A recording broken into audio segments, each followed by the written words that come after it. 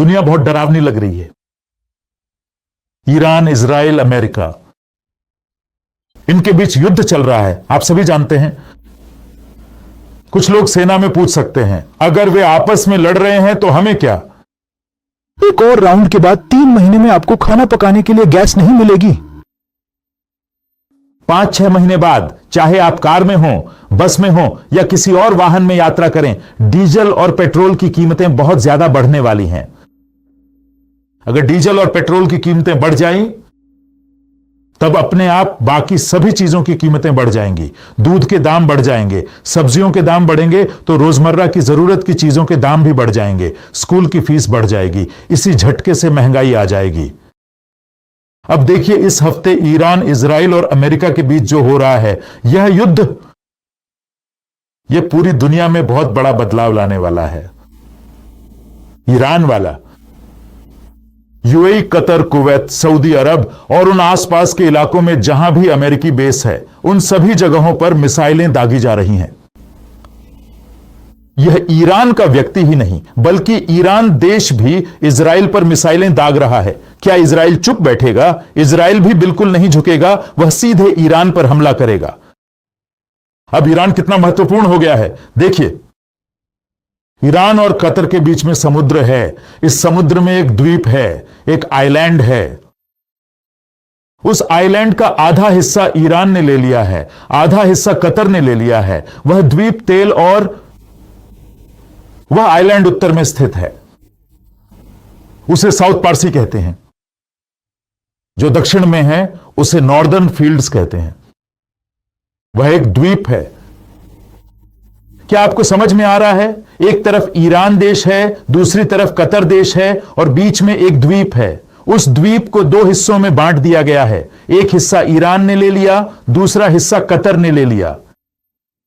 अब ईरान और कतर दोनों मिलकर उसी द्वीप से हमें जो एलपीजी गैस चाहिए वह वहीं से निकाल रहे हैं। यानी आप जो खाना पकाने के लिए गैस इस्तेमाल करते हैं वह वहीं से आती है। इसी द्वीप पर इजराइल ने हमला किया था।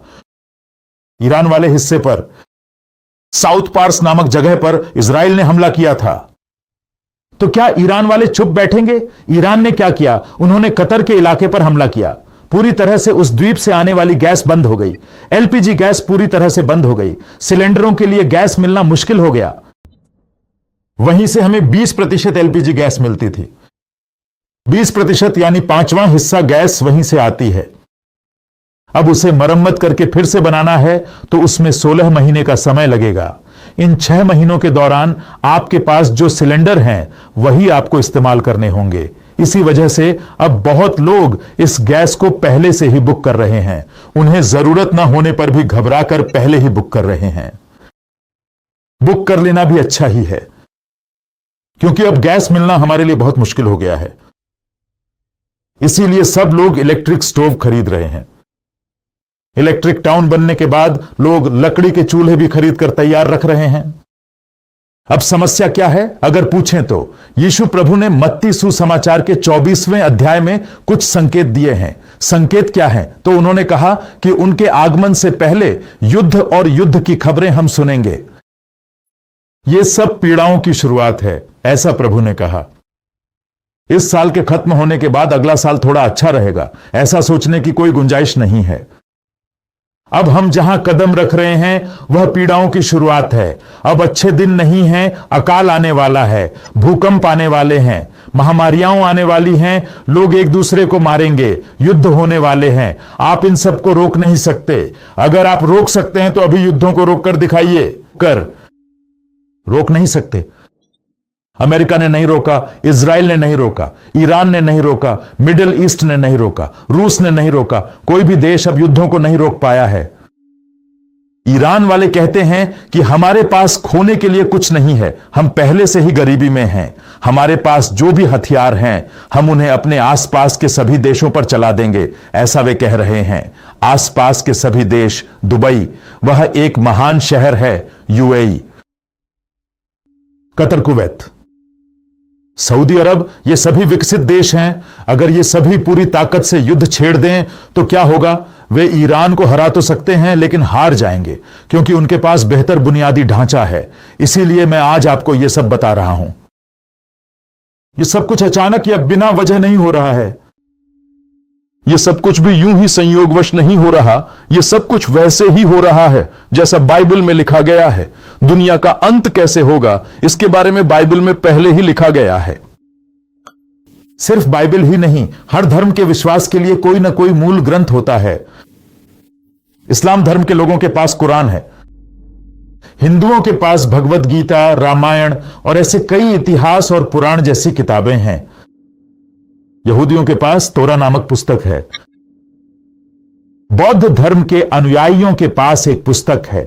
जैन धर्म के अनुयायियों के पास भी एक पुस्तक है। इसी तरह हर धर्म के पास उनसे संबंधित ग्रंथ होते हैं। हर किसी में लोग अलग अलग तरीके से विश्वास करते हैं। दुनिया का अंत कैसे होगा, इस बारे में भी हर कोई अलग अलग तरीके से विश्वास करता है। तो आज हम इस्लाम धर्म के बारे में बात करेंगे। एक विश्वास है, उस विश्वास के अनुसार एक इमाम आने वाला है। उसे मेहदी कहा जाता है। जब यह मेहदी आएंगे तब धरती पर न्याय आएगा, वह इजरायलियों को दंडित करेंगे। मुसलमानों का विश्वास है कि वह पूरी दुनिया में शांति स्थापित करेंगे। मेहदी 12वें मेहदी हैं। अब जब ईरान में इतना युद्ध हो रहा है तो वहां के एक महत्वपूर्ण व्यक्ति ने बयान दिया कि हमारे मेहदी के आने का समय आ गया है। उन्होंने कहा कि हम ही उन्हें पेश करने वाले हैं। यानी वे क्या मानते हैं कि जब मेहदी नामक व्यक्ति आएंगे, यह दुनिया समाप्त हो जाएगी, लेकिन वे मानते हैं कि वही इसका समाधान करने वाले हैं। यहूदियों की भी एक आस्था है। वह आस्था यह है कि दुनिया समाप्त होने से पहले मेरा मसीहा आएगा, ऐसा उनका एक विश्वास है। इजरायलियों के शिक्षकों में से एक रब्बी हैं। उन्होंने क्या बयान दिया है कि अभी जो वर्तमान है, प्रधानमंत्री, इजराइल के प्रधानमंत्री नेतन्याहू जी, उनके रहते ही उनके हाथ से राजदंड या सत्ता आने वाले मसीहा को सौंपा जाएगा, ऐसा वे कहते हैं। वे ऐसा ही विश्वास करते हैं।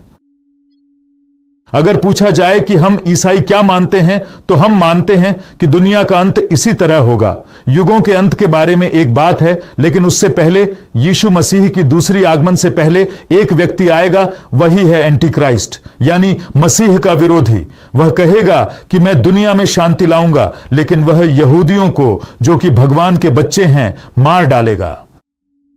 यही है, यह बाइबल में कही गई भविष्यवाणी है। यहूदी लोग मानते हैं कि उनका मसीहा आएगा। इस्लाम धर्म के अनुयायी मानते हैं कि उनका महदी आएगा और शांति स्थापित करेगा। ईसाई मानते हैं कि मसीह का विरोधी आएगा और दुनिया को झूठी शांति देगा। बाइबल कहती है कि वह गलत उत्तर देगा। और अन्य धर्मों में और यहां तक कि हिंदू धर्म में भी यह आखिरी होगा। 10वां अवतार। उन्हें यह विश्वास दिलाया जा रहा है कि कल के अपने 10वें अवतार में पृथ्वी पर आएंगे और पृथ्वी पर शांति स्थापित करेंगे। बौद्ध धर्म में 25वां अवतार मैत्रेय अवतार है। उस अवतार में बुद्ध पृथ्वी पर आकर दुनिया को शांति देंगे, ऐसा विश्वास दिलाया जा रहा है। हम क्या कह रहे हैं, वह यह है कि हर धर्म में युग का अंत नाम की एक चीज होती है।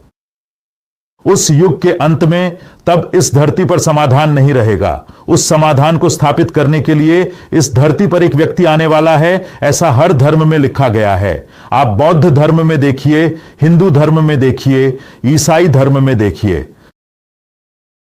यहूदी धर्म में देखिए या इस्लाम धर्म में देखिए। सभी अब आखिर में किसकी प्रतीक्षा कर रहे हैं? अगर पूछा जाए तो इस दुनिया में एक व्यक्ति आने वाला है, वह आने वाला व्यक्ति दुनिया को शांति देने वाला है, ऐसा सभी मानते हैं।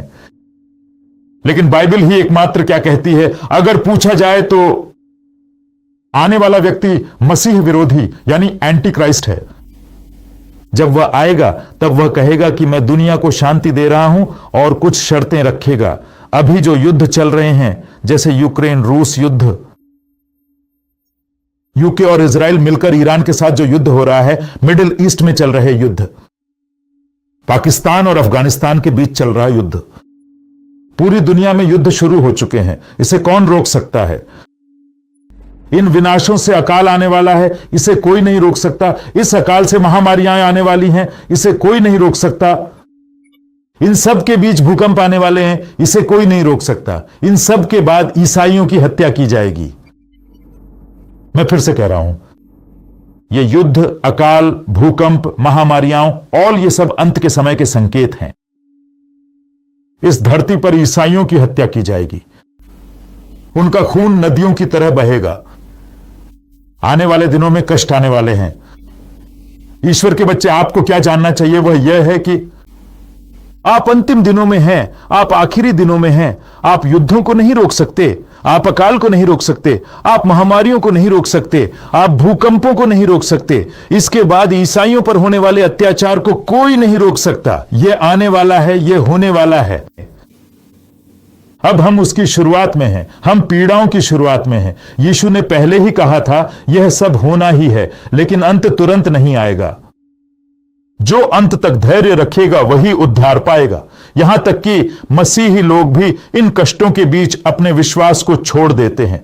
वे बाइबल को नहीं पकड़ते, यीशु पर विश्वास नहीं करते।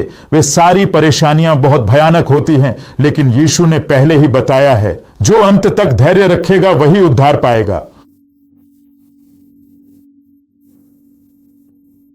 ईसाई धर्म, मसीह का अनुसरण करना, यह सब आसान बात नहीं है। इसके लिए हमें अभी से ही तैयार होना चाहिए, विश्वास में मजबूत होना चाहिए। बाइबल में कुछ भविष्यवाणियां हैं, वे सब 2000 साल पहले लिखी गई भविष्यवाणियां हैं। वे भविष्यवाणियां हैं जो यीशु प्रभु के पृथ्वी पर दूसरी बार आने से पहले पूरी होने वाली हैं। उन भविष्यवाणियों पर हम हर हफ्ते ध्यान कर रहे हैं। आज हम प्रकाशित वाक्य ग्रंथ के 18वें अध्याय का अध्ययन कर रहे हैं। हम पहले से तीसरे पद तक ही ध्यान करने जा रहे हैं। अगर आपके पास बाइबल है तो कृपया अपनी बाइबल खोलिए। प्रकाशित वाक्य ग्रंथ के 18वें अध्याय के पहले से तीसरे पद तक मैं पढ़ रहा हूं। इसके बाद मैंने देखा कि एक और स्वर्गदूत, जो बड़ी सामर्थ्य वाला था, स्वर्ग से उतरता है। उसकी महिमा से पृथ्वी प्रकाशित हो गई। उसने बड़े शब्द से पुकार कर कहा, महाबाबिल गिर गया, गिर गया, वह दुष्ट आत्माओं का निवास स्थान बन गया है, और हर अपवित्र आत्मा का अड्डा, और हर अपवित्र और घृणित पक्षी का ठिकाना बन गया है। क्योंकि सभी राष्ट्रों ने उसके व्यभिचार के क्रोध की मदिरा पीकर गिर पड़े हैं।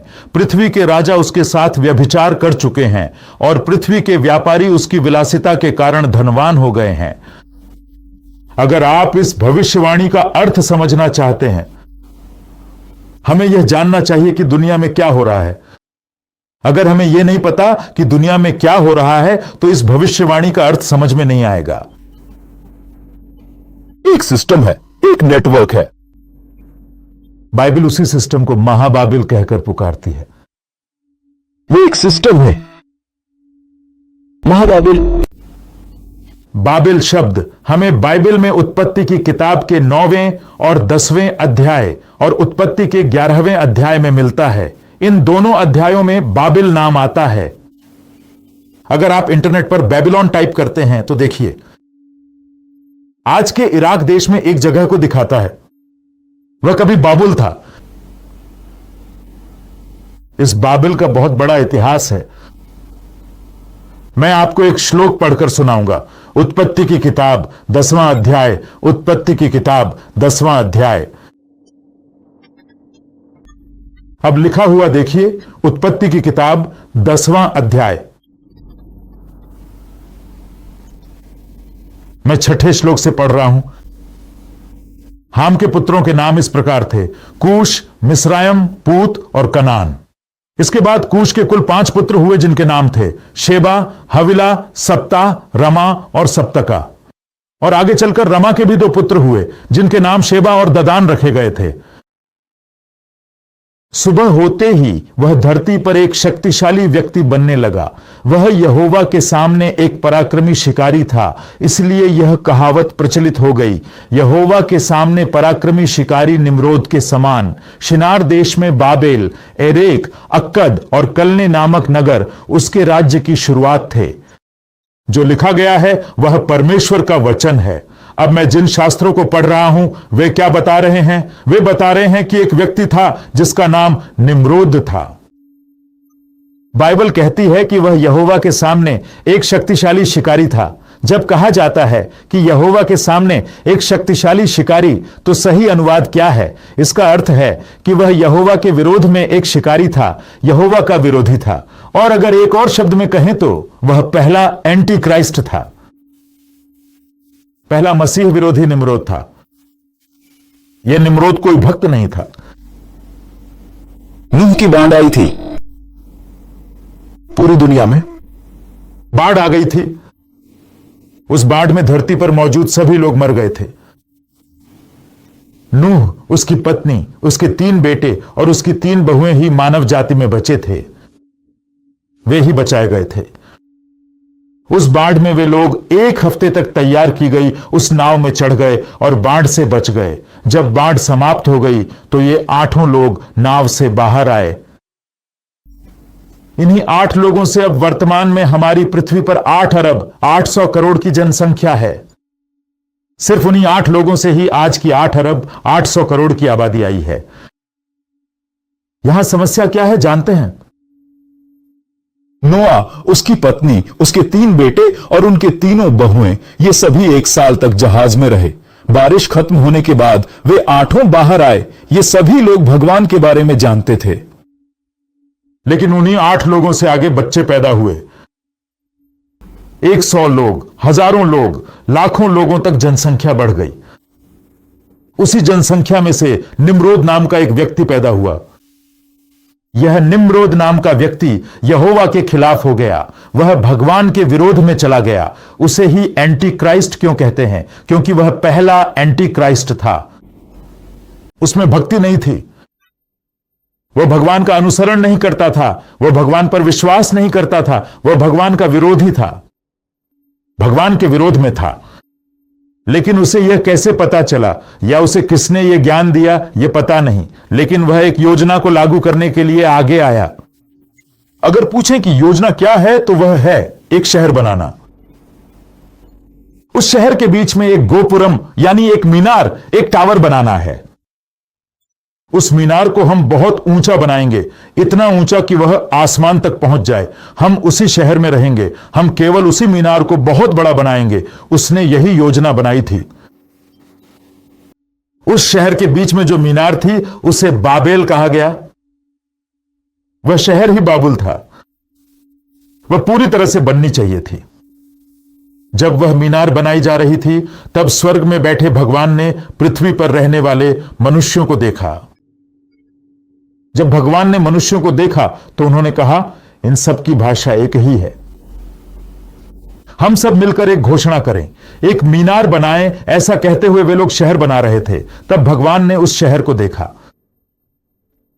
भगवान पृथ्वी पर आए। भगवान ने उस दिन मनुष्यों को भ्रमित कर दिया ताकि वे उस शहर और उस मीनार को न बना सकें। तब वे लोग पूरी पृथ्वी पर फैल गए। यह उत्पत्ति ग्रंथ के 11वें अध्याय की कहानी है। अब अगर हम देखें कि ऐतिहासिक प्रमाण क्या कहते हैं, तो एक व्यक्ति था जिसका नाम निम्रोद था। वह व्यक्ति, उसने बायलू देवी की पूजा करना शुरू किया। उसने बाबेल का टावर बनाकर उस टावर के ऊपर एक देवी की मूर्ति स्थापित करने का प्रयास किया। उस देवी का नाम बायल था। इंग्लिश में इसे बाल कहते हैं। बायल देवी की मूर्ति को सबसे पहले वहीं स्थापित करने का उसने प्रयास किया। इस भय की देवी के बारे में, यह मध्य पूर्व में है। उन दिनों में उन सभी को बायल देवी के बारे में जानकारी थी। क्या आपको पता है कि बायल देवी के बारे में कब जानकारी मिली? जब बायल देवी प्रकट होकर बात की तब जानकारी मिली। कोई व्यक्ति यूं ही किसी मूर्ति को बनाकर उसकी पूजा नहीं करता। उस मूर्ति के पीछे उस देवी का इतिहास होता है। यह बायल देवी है। यह निम्र के समय प्रकट हुई थी। इसने निम्रोद से बात की थी। असल में यह दूत कौन है? निम्र के दिनों में दिखाई देने वाले देवदूत कौन है? देवता कौन है? अगर हमें यह समझना है तो मैं आपको एक छोटा सा ऐतिहासिक घटना बताता हूं, सुनिए। हमारे पास बाइबल में पुराने नियम में 29 पुस्तकें हैं, 29 किताबें हैं, लेकिन यीशु प्रभु के समय में इन 39 के अलावा और भी कुछ किताबें जोड़ी गई थीं। उन किताबों में से एक किताब का नाम क्या है? तो वह है हनोक की पुस्तक, हनोक द्वारा लिखी गई पुस्तक। हनोक द्वारा लिखी गई पुस्तक हमारे बाइबल में हुआ करती थी, लेकिन यहूदियों ने क्या सोचा कि हनोक द्वारा लिखी गई यह पुस्तक हमारे धर्मशास्त्र से मेल नहीं खाती, तोरा से मेल नहीं खाती। ऐसा कहकर उन्होंने हनोक की उस पुस्तक को हटा दिया। लेकिन हनोक की पुस्तक इजरायलियों की थी। शास्त्रों में या उनकी अन्य किताबों में शास्त्र नहीं है, लेकिन उनकी लाइब्रेरी में हनोक की पुस्तक है, आज भी है। वह डेड सी स्क्रॉल्स के पास मिली थी। इसराइलियों के डेड सी स्क्रॉल्स मिलने वाली जगह पर बुक ऑफ हनोक भी मिली थी, बुक ऑफ इनोक मिली थी। आप उसे अब पढ़ सकते हैं, वह इंटरनेट पर उपलब्ध है। एक समय में बाइबल में शामिल किताब ही बुक ऑफ इनोक थी। इस बुक ऑफ इनोक नामक पुस्तक को हनोक ने लिखा था और एक समय में इसे पुराने नियम की एक पुस्तक के रूप में माना जाता था और पढ़ा जाता था। आप भी इसे पढ़ सकते हैं, यह इंटरनेट पर उपलब्ध है। कृपया एक बार समय मिले तो जरूर पढ़ें। इस हनोक द्वारा लिखी गई पुस्तक में हनोक ने बहुत सारी बातें प्रकट की। हमारी बाइबल में प्रकाशित वाक्य ग्रंथ से पहले यहूदा पत्रिका है। अगर आप ध्यान दें तो यहूदा पत्रिका में एक श्लोक आता है। देखिए, मैं यहूदा पत्रिका का 14वां श्लोक पढ़ रहा हूं। देखिए, यहूदा पत्रिका का 14वां श्लोक कहता है कि आदम से शुरू होकर 7वें व्यक्ति हनोक ने भी इनके बारे में भविष्यवाणी की थी, ऐसा लिखा गया है। हनोक एक भविष्यवक्ता था। उस हनोक ने भविष्यवाणी की थी। भविष्यवाणी करके उनके बारे में इस प्रकार लिखा। क्या लिखा था?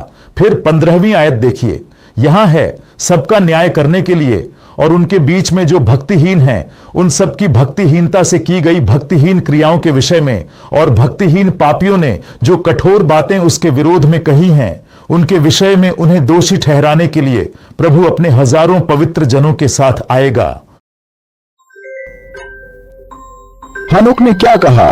उसने एक पुस्तक लिखी थी। हनोक द्वारा लिखी गई उस पुस्तक में अब जो भविष्यवाणी हमने पढ़ी वह हनोक ने ही लिखी थी। जब यहूदा पत्रिका लिख रहे थे तब यहूदा नामक व्यक्ति ने हनोक द्वारा लिखी गई पुस्तक को पढ़ा। उस पुस्तक के 3रे अध्याय में हनोक द्वारा लिखी गई भविष्यवाणी को यहूदा ने अपनी पत्रिका में उद्धृत किया। इसका मतलब यीशु प्रभु के समय में यीशु प्रभु के अपने छोटे भाई यहूदा, जब यहूदा वही पत्रिका लिख रहे थे तब उन्होंने हनोक द्वारा लिखी गई पुस्तक को पढ़ा। इसे याद रखिए।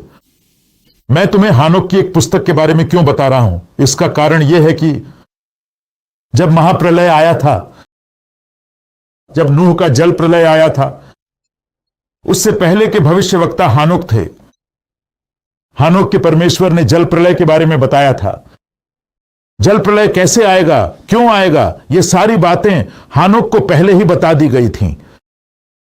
अगर आप हनोक के दिनों में जीवित होते तो आप भी वही देखते जो हनोक की आंखों ने देखा था। हनोक का जन्म आदम से शुरू होकर 7वीं पीढ़ी में हुआ था। 7वीं पीढ़ी तक आते आते हनोक के समय में इस धरती पर हजारों लोग थे, स्त्रियां और पुरुष दोनों थे। उस समय क्या हुआ कि स्वर्ग से कुछ देवदूत जिन्होंने भगवान के खिलाफ विद्रोह किया था मानव रूप में पृथ्वी पर आ गए। वे मनुष्यों की तरह जीवन बिताने लगे। उन्होंने इस धरती पर रहने वाली स्त्रियों से विवाह किया, तब उनके बच्चे हुए। उन बच्चों की संतानों को नेफिलिम कहा जाता है, जिनकी ऊंचाई 12 फीट से लेकर 16 फीट यहां तक कि 20 फीट तक भी होती थी। उन्हें जाइंट्स कहा जाता है। यह उत्पत्ति ग्रंथ के 6ठे अध्याय में लिखा गया है। हनोक के जीवन काल में जब वह सड़क पर चलते हुए जाता था तो हनोक को 3 प्रकार के लोग दिखाई देते थे। पहला, सामान्य मनुष्य। दूसरा, ये नेफिलिम जाति यानी गिरे हुए स्वर्गदूतों और स्त्रियों से जन्मे बच्चे, वे प्रत्येक लगभग 16 फीट से 20 फीट ऊंचे होते थे। उन्हें हनोक ने देखा। उनके साथ साथ उन गिरे हुए स्वर्गदूतों को भी उसने देखा। हनोक ने 3 प्रकार की जातियों को देखा। ये देवदूत हैं जो लोग भगवान के विरुद्ध विद्रोह किए थे, जिन्होंने स्वर्ग में अपने निवास स्थानों को छोड़ दिया था, वे पृथ्वी पर आ गए। उन देवदूतों को उसने देखा। उन्होंने अपनी महिमा खो दी थी। वे अपने भगवान की उपस्थिति खो चुके थे। उन्होंने अपनी प्रधानता खो दी थी। उन्होंने अपना निवास स्थान खो दिया था। उन्हें असल में पृथ्वी पर रहना ही नहीं चाहिए था। वे पृथ्वी से संबंधित मनुष्य नहीं थे। उन्हें पृथ्वी पर रहने का अधिकार नहीं था।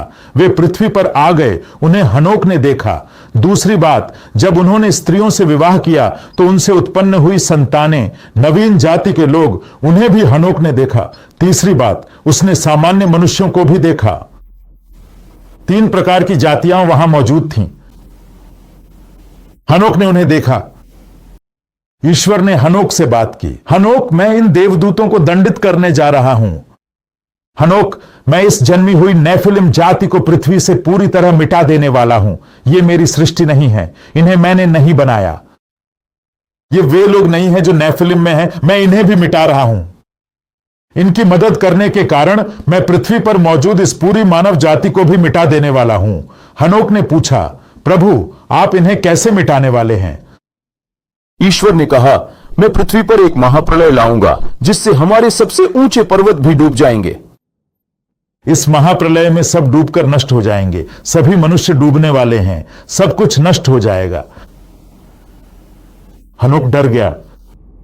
उस दिन से हनोक ईश्वर के साथ चलने लगा।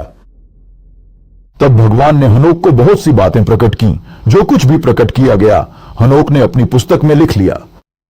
अगर आप हनोक की पुस्तक पढ़ेंगे तो आपको समझ में आएगा कि वे गिरे हुए देवदूत जो इस धरती पर आए थे, वे कौन हैं।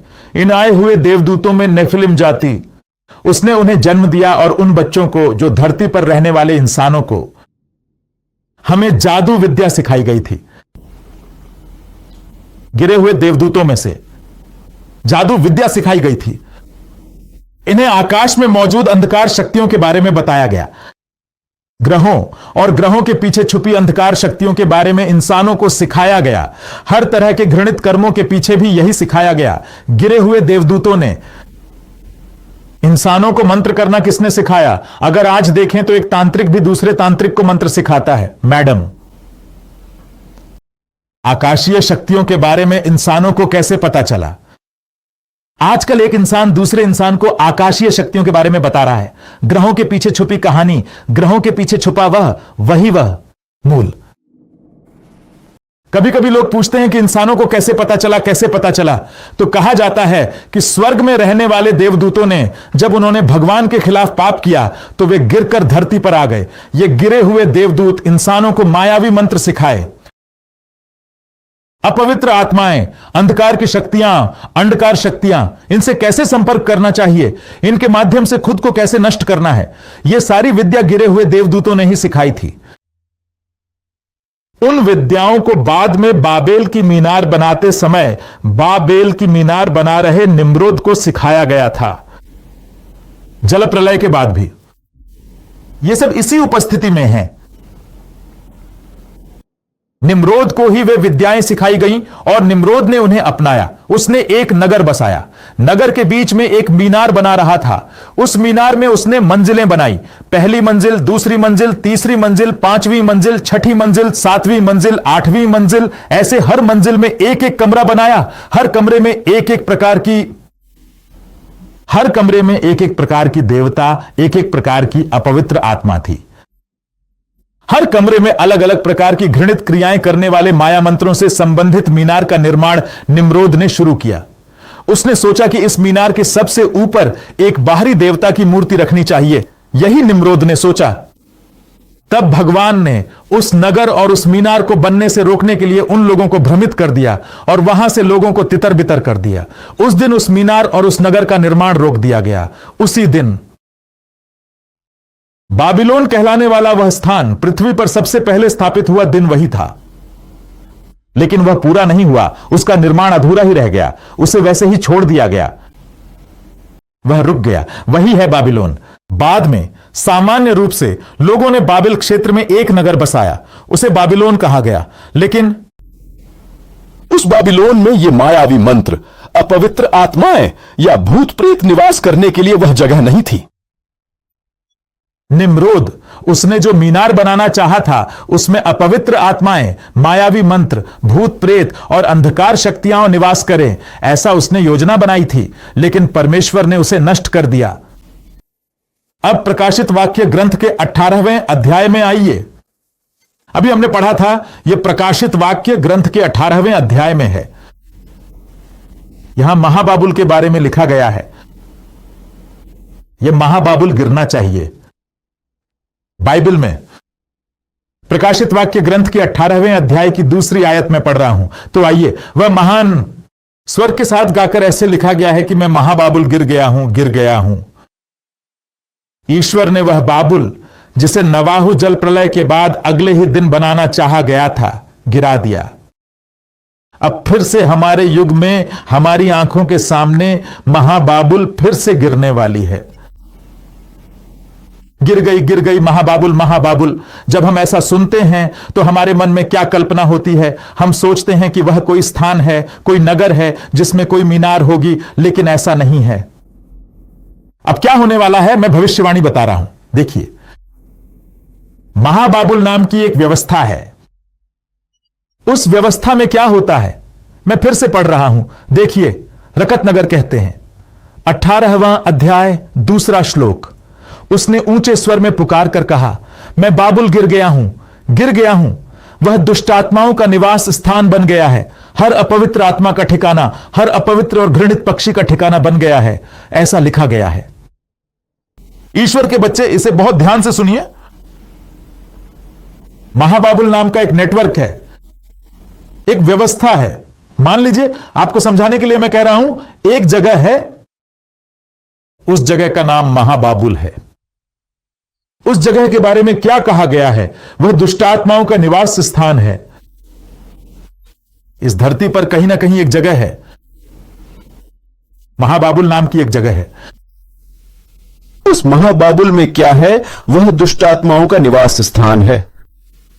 मतलब जब धरती पर भूत प्रेत इधर उधर घूमते रहते हैं, ऊपर नीचे, यहां वहां, और घूमने के बाद थोड़ी देर आराम करना हो, सोना हो, तो वे सारे भूत कहां जाते हैं? वे महाबाबुल नामक जगह पर जाते हैं। इस धरती पर एक सिस्टम, एक नेटवर्क या एक जगह है। इस धरती पर भूत हैं, भूत इधर उधर घूम रहे हैं, ऊपर नीचे घूम रहे हैं। वे इंसानों को नष्ट करना चाहते हैं, परिवारों को नष्ट करना चाहते हैं, भूत देश को नष्ट करना चाहते हैं। ऐसे भूत घूम रहे हैं। वे आराम करने के लिए, थोड़ी देर सोने के लिए, या उनका काम खत्म होने के बाद थोड़ा आराम करने के लिए वे अपनी जगह पर वापस चले जाते हैं। वही जगह महान बाबुल। महान बाबुल का मतलब आपके मन में क्या आना चाहिए? इसका अर्थ है वह भूतों का निवास स्थान है। दूसरी बात, हम दूसरी बात पढ़ रहे हैं। देखिए, वह भूतों का निवास स्थान है, हर अपवित्र आत्मा का ठिकाना है। हर अपवित्र आत्मा का ठिकाना है। इसका मतलब है कि इस धरती पर भूतों के साथ साथ अपवित्र आत्माएं भी मौजूद हैं। अपवित्र आत्माएं किसी इंसान के पास आकर उसके अंदर प्रवेश करती है, उस इंसान के माध्यम से अपवित्र कार्य करती है और उसे अपवित्र बना देती है, और उस इंसान को नरक का पात्र बना देती है। अगर कोई अपवित्र आत्मा किसी इंसान के पास आती है तो वह इंसान अपवित्र हो जाता है, यानी वह इंसान अपवित्र कार्य करने लगता है। ये सारी अपवित्र आत्माएं कहां जाती हैं? वे महाबाबुल में चली जाती हैं और वहां गंदगी में डूब जाती है। वे इस धरती को छोड़कर चली जाती हैं। मान लीजिए कि आपने किसी व्यक्ति पर से इस अपवित्र आत्मा को निकाल दिया। अब सोचिए, वह अपवित्र आत्मा कहां जाती है? वह जाकर उस महाबाबुल की उपस्थिति में, उसकी उपस्थिति में जाकर वहां बैठ जाती है। वे महाबाबुल में रहती हैं। दुष्ट आत्माएं, अपवित्र आत्माएं, वे महाबाबुल में हैं। तीसरी बात देखिए, हर घृणित पक्षी को वहां स्थान मिलेगा, ऐसा कहा गया है। कुछ अपवित्र आत्माएं हैं, उन्हें बाइबल में अपवित्र पक्षी कहा गया है। यानी पक्षी के रूप में अपवित्र आत्माएं घूमती रहती हैं। वे भी जिस किसी व्यक्ति पर, जिस घर पर या जिस परिवार पर आती हैं, वह घर, वह परिवार, वे लोग अपवित्र कार्य करने लगते हैं। ये सब रात में या फिर दिन में पूरी दुनिया में घूमती रहती है, और जब इनका काम पूरा हो जाता है तो आराम करने के लिए ये कहां जाती हैं? ये महाबाबिलोन में चली जाती हैं। भूत, अपवित्र आत्माएं, अपवित्र और घृणित पक्षियां, ये सब महाबाबिलोन में हैं। उस महाबाबिलोन नामक स्थान में अगर कोई वहां गया तो वहां उसे भूत मिलेगा, पवित्र आत्माओं से मिलेगा, अपवित्र या घृणित पक्षी से भी मिलेगा। मैं थोड़ी देर में पता बताऊंगा। वो महाबाबिलोन कहां है, इसे ध्यान से सुनिए। तो फिर क्या आप जानते हैं कि इस महाबाबिलोन नामक स्थान में कौन जाता है? इसके बाद तीसरी बात देखिए। प्रकाशित वाक्य ग्रंथ का 18वां अध्याय 3री आयत में लिखा है, क्योंकि सभी राष्ट्र उसके व्यभिचार के प्रचंड क्रोध की मदिरा पीकर गिर पड़े हैं। पृथ्वी के राजा उसके साथ व्यभिचार कर चुके हैं, और पृथ्वी के व्यापारी उसकी विलासिता के कारण धनवान हो गए हैं। यहां क्या लिखा गया है? वह है सभी लोग, पृथ्वी के राजा, धन व्यापारी। 3 प्रकार के समूहों के बारे में लिखा गया है। पहला है सभी लोग, दूसरा है पृथ्वी के राजा, और तीसरा है व्यापारी यानी बिजनेस लोग। ये लोग वहां गए हैं, ऐसा कहा गया है। पृथ्वी के राजा वहां गए यानी राजनेता, राजा। इसी तरह व्यापारी भी वहां गए। कुछ लोग वहां गए, कहां? महाबाबुल नामक स्थान में गए। वहां जाने पर किससे मिलेंगे? भूत, अपवित्र आत्माएं या घृणित और अपवित्र पक्षी। कितनी सारी आत्माएं हैं, यही बात है। पवित्र पक्षी, पवित्र आत्मा, परमेश्वर कबूतर के रूप में आए। कबूतर का रूप यीशु प्रभु पर आया था। कबूतर के रूप में पवित्र आत्मा परमेश्वर यीशु प्रभु पर आए।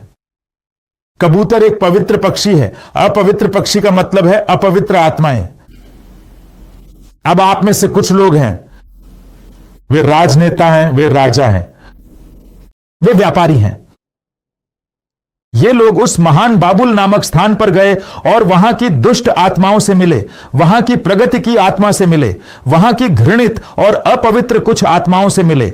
वहां मिलने के बाद जब ये लोग उस स्थान से बाहर आए तो इनके व्यापार भी खूब चले और इनके राज्य समृद्ध हुए, यानी उनके राज्य फैल गए, उनके व्यापार बहुत विकसित हुए, इतने विकसित हुए कि वहां की भोग विलास के कारण वे अमीर बन गए, वे धनवान हो गए। ईश्वर के बच्चे, मैं आपको एक बात बताता हूं, सुनिए।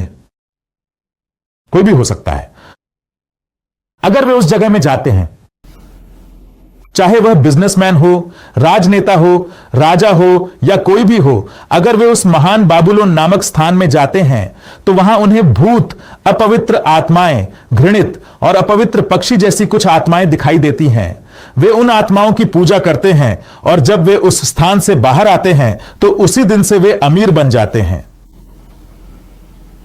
इनके हाथों से जो कुछ भी किया गया वह सब समृद्ध हुआ। इन्हें पद मिले, इन्हें राज्य मिले, असीमित धन आया। इसके बाद इन्होंने पृथ्वी को नियंत्रित करना शुरू किया। यह वाक्य सुनकर आपको क्या याद आना चाहिए पता है? अमेरिका में उसके पास वाले समुद्र में कुछ द्वीप हैं, कैरिबियन द्वीप समूह के द्वीप। उन कैरिबियन द्वीपों में जेफरी एपस्टीन नाम का एक व्यक्ति ने एक पूरा द्वीप खरीद लिया। उस द्वीप में, उस टापू पर उसे क्या कहते हैं, एक हवाई अड्डा है। वहां सिर्फ उसका प्राइवेट जेट ही लैंड कर सकता था।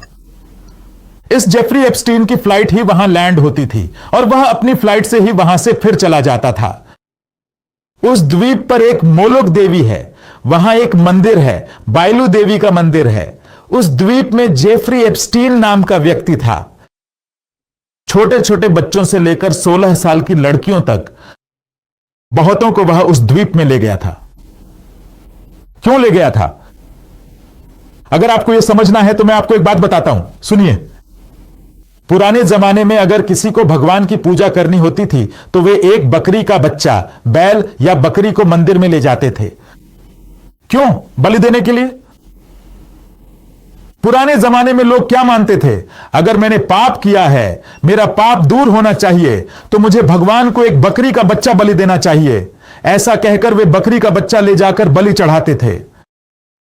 या फिर मैंने मन्नत मांगी है, मेरी मन्नत भगवान पूरी करे, इसके लिए मुझे एक बकरी का बच्चा, बैल या बकरी लेकर जाकर बलि देनी चाहिए। ऐसा कहकर लोग बलि चढ़ाते थे। ठीक इसी तरह पुराने जमाने में भी यही परंपरा थी। बैलू देवता होते थे। इस मोलेक देवता की पूजा करने के लिए तुम्हें बाहर जाकर उसकी आराधना करनी चाहिए, ऐसा कहा जाता था। लेकिन वह मोलेक देवता या बैलू देवता बकरी का बच्चा, बकरी या बैल स्वीकार नहीं करते थे। वे केवल एक छोटी बच्ची को ही स्वीकार करते थे, मनुष्य की बलि। उसे मनुष्यों की बलि देनी पड़ती थी, मनुष्य की बलि देनी पड़ती थी। यानी पुराने समय में जब बाहर जाकर पूजा करनी होती थी, पूजा करने वाला क्या करता था? यानी या तो एक कन्या या फिर एक छोटी बच्ची को लेकर जाता था और उस बैल देवता के सामने खड़ा होकर, वहां एक अग्निकुंड होता था, बैल देवता के सामने वहां उस बच्ची को काटकर, उस बच्ची को अग्नि में डालकर बैल देवता से अपनी इच्छाएं मांगता था। तब बैल देवता उसकी सारी इच्छाएं पूरी कर देता था। इस एप्स्टीन आइलैंड में जेफरी एप्स्टीन नाम का व्यक्ति था।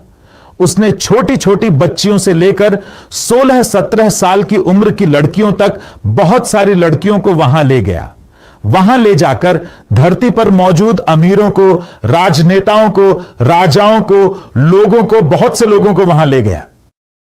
उन बच्चियों के साथ व्यभिचार करवाया। उन मासूम और बेगुनाह बच्चियों को, उन छोटी लड़कियों को बेरहमी से मारकर, भयानक पिशाचिनी देवी के चरणों में उनकी बलि चढ़ाकर, और फिर उन बलि दी गई बच्चियों के मांस को खाकर और उनके खून को पीकर ये क्रूर लोग वहां से वापस लौटे। अब जानते हो ये काम करने वाले लोग कौन हैं? बिल गेट्स है, बिल क्लिंटन है, हिलरी क्लिंटन है, ट्रंप भी है। इस धरती पर जो अभी वर्तमान में है धनवान लोग, राजनेता, राजाओं में से भी लगभग 100 में से 80 लोग उस चीज से जुड़े हुए हैं। वे एप्स्टीन आइलैंड से जुड़े हुए हैं। धरती पर मौजूद 100 में से 80 लोग, ऊपर से वे वहां रहकर बाहर निकलने के नाम पर एक एजेंडा तैयार किया। एजेंडा यह था कि हम धरती को किस तरह से नियंत्रण में रखें। साल 2019 में हमारे पास कोरोना आया। कोरोना अपने आप नहीं आया। साल 2015 में ये लोग बाहर की देवी की पूजा करते हुए, उस जेफरी एप्स्टीन द्वीप पर बाहर की देवी की पूजा करते हुए, इन्होंने जो एजेंडा बनाया था उसमें लिखा था कि हम कोरोना भेजने वाले हैं। और फिर 2019 में जब कोरोना वायरस भेजा गया तो धरती पर बहुत सारे लोग मर गए। बहुत सारे लोग मर गए। जो भी उस द्वीप पर गया और वापस आया, वह अपने पदों में तरक्की कर गया, वह अमीर बन गया, वह प्रसिद्ध हो गया। अरे, बिल गेट्स नाम का वह आदमी कोई मामूली आदमी नहीं है, उसी की वजह से कोरोना आया। अब वही आदमी आसमान में बादलों पर एक केमिकल छिड़कने वाला है। आने वाली बारिशें अच्छी नहीं होंगी, ऐसा इंटरनेट पर पढ़ रहे हैं। अगर वो बारिश हुई तो हमारी त्वचा में कैंसर हो जाएगा, त्वचा की एलर्जी हो जाएगी, बहुत से लोग मर जाएंगे। वे सभी मिलकर योजना बना रहे हैं। देविंदा डॉग। बेबीलोन का यह जाल अदृश्य है, लेकिन यह इसके भीतर निवास करता है। राक्षस, अपवित्र आत्माएं और अपवित्र पक्षी ही हमारे बीच दिखाई देते हैं। राजा, राजकुमार और राष्ट्र। अब व्यापारियों को यह नहीं पता कि वे किस पर भरोसा करें। हाल ही में एक महिला इंटरव्यू दे रही थी। वह एक फिल्म की हीरोइन है। उसका नाम श्रुति हासन है। इंटरव्यू देते हुए उसने क्या कहा पूछें तो वह कहती है कि मैं इल्यूमिनेटी की सदस्य हूं। इल्यूमिनेटी क्या है? तो वह एक गुप्त समाज है। उस समाज में भी लोग खून पीते हैं, इंसानों का मांस खाते हैं। अब श्रुति हासन ने खाया या पिया यह हमें नहीं पता। उसने यह बात अपने मुंह से फिसल कर कह दी। उसने खुद कहा कि वह उसी समाज से संबंधित है।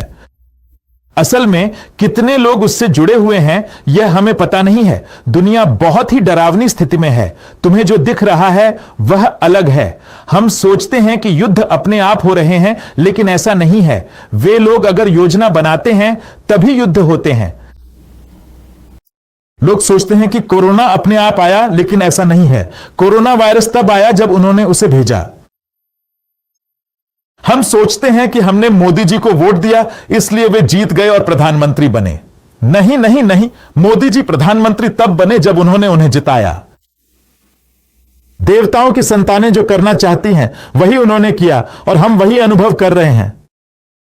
आज की दुनिया में जो कुछ भी हो रहा है, जमीनी स्तर पर हमें कुछ भी समझ में नहीं आ रहा है। इस धरती को नियंत्रित करने वाले कुछ लोग हैं। वे जो भेजना चाहते हैं वही भेज रहे हैं, वे जो करना चाहते हैं वही कर रहे हैं। यह सिस्टम बहुत ही डरावना है। वे एक और वायरस भेजेंगे। हमारे परिवारों में, हमारे रिश्तेदारों में से कई लोग पहले ही कोरोना वायरस के कारण मर चुके हैं। जो लोग मर गए हैं उन्हें देखकर आप क्या सोचते हैं? आप सोचते हैं कि अरे वह वायरस के कारण मर गया, लेकिन असल में अगर बिल गेट्स नाम का आदमी उसे रिलीज करता है तभी वह वायरस आया। कितनी भयानक बात है। लोगों को मार रहे हैं, तब आप कहते हैं कि ये सब आत्माओं और भूतों की बातें हैं, आपको समझ में नहीं आता। अगर आप पूछें कि ये सब क्या है तो कहते हैं कि यह सब महान बाबुल है। अगर आप पूछें कि यह सब कौन कर रहा है तो कहते हैं कि यह बायलू देवता है। अगर आप पूछें कि महान बाबुल का देवता कौन है तो कहते हैं कि बायलू देवता। और अगर आप पूछें कि इसमें आश्चर्यजनक बात क्या है तो कहते हैं कि ईरान के लोग युद्ध शुरू करने से पहले, युद्ध शुरू होने से पहले ईरान देश के लोग उनकी सार्वजनिक रैली में यह मूर्ति को जला दिया गया। इसके बाद मेक्सिको देश में मेक्सिको के लोगों ने बायलू देवता की मूर्ति को जला दिया। मैं क्या कहता हूं कि अगर इजराइल देश पर गुस्सा है तो इजराइलियों के देवता यहोवा यानी यहोवा देवता की कोई फोटो नहीं है, कोई मूर्ति नहीं है। वह डर है, देवता नहीं। उसके पास एक किताब है, तोरा धर्मशास्त्र, जिसे इजरायली लोग पूजा करते हैं। ईरान वाले उसे जला सकते हैं ना, तो उन्होंने तोरा को नहीं जलाया बल्कि बायलू देवता की मूर्ति को जला दिया। ईरान वालों ने कहा कि वे अमेरिका का प्रतिनिधित्व करते हुए अमेरिका को बायलू देवता मानते हैं। अमेरिकन लोग जिसको पूछते हैं वह यीशु प्रभु हैं, तो ईरान वाले यीशु की क्रूस को जला सकते थे ना, लेकिन उन्होंने क्रूस को नहीं जलाया बल्कि बायलू देवता की मूर्ति को जलाया। मेक्सिको में बायलू देवता की मूर्ति को जलाया गया।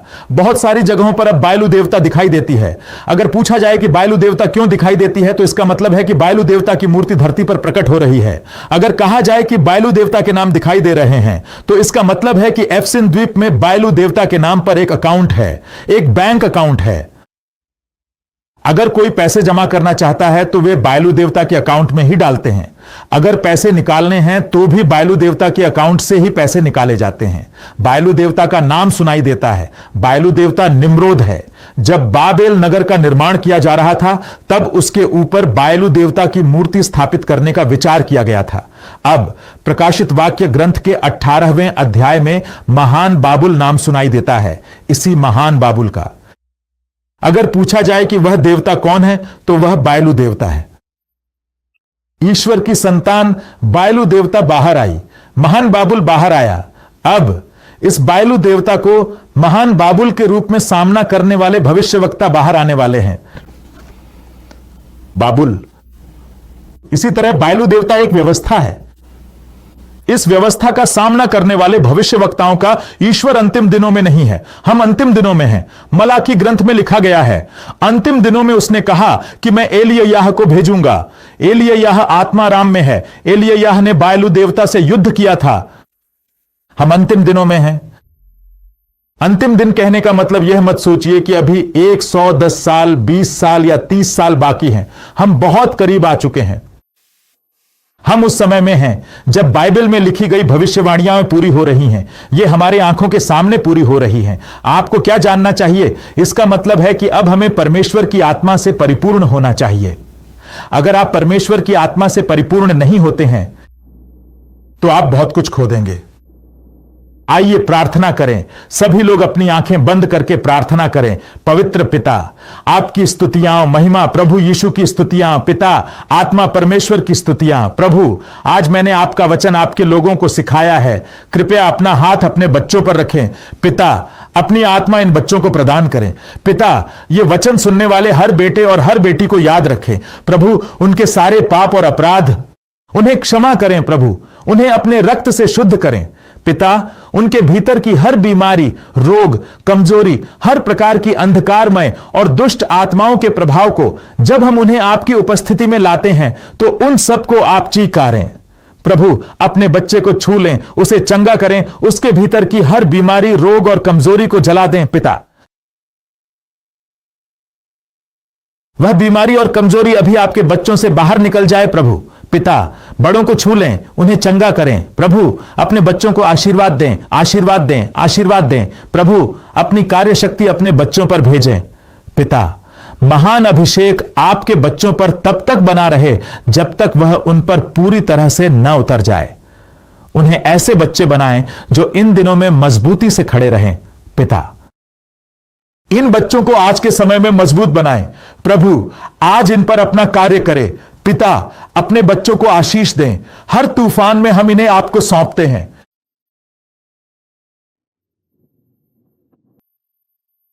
एक महत्वपूर्ण घोषणा। क्या है वो? बहुत सी बातें हम टीवी पर नहीं कह सकते, यूट्यूब पर भी नहीं कह सकते। मैं केवल व्यक्तिगत रूप से ही बता सकता हूं। इसीलिए हम कॉन्फिडेंस मीटिंग्स आयोजित कर रहे हैं। जब हम इन कॉन्फिडेंस मीटिंग्स के बारे में घोषणा करें और अगर आप उस क्षेत्र में हो तो आपको जरूर उन कॉन्फिडेंस मीटिंग्स में शामिल होना चाहिए, क्योंकि यह सार्वजनिक है। कॉन्फ्रेंस में वे बातें बताई जाएंगी जो सार्वजनिक रूप से नहीं कही जा सकती, इसलिए उसमें जरूर शामिल हों, खासकर इस आने वाले शुक्रवार को। इस शुक्रवार को सिकंदराबाद में श्री शम्मीरा बिल्डिंग की 4थी मंजिल पर एक अग्नि सम्मेलन आयोजित किया गया है। आप सभी का उसमें शामिल होना अनिवार्य है। आप सभी का आना अनिवार्य है। जो बातें हम लाइव में नहीं कह सकते, जो बातें हम सार्वजनिक रूप से नहीं बता सकते, उन विषयों और परमेश्वर के प्रवचनों के बारे में हम वहां चर्चा करने वाले हैं। सभी को आना अनिवार्य है। धन्यवाद। प्रभु की स्तुति हो।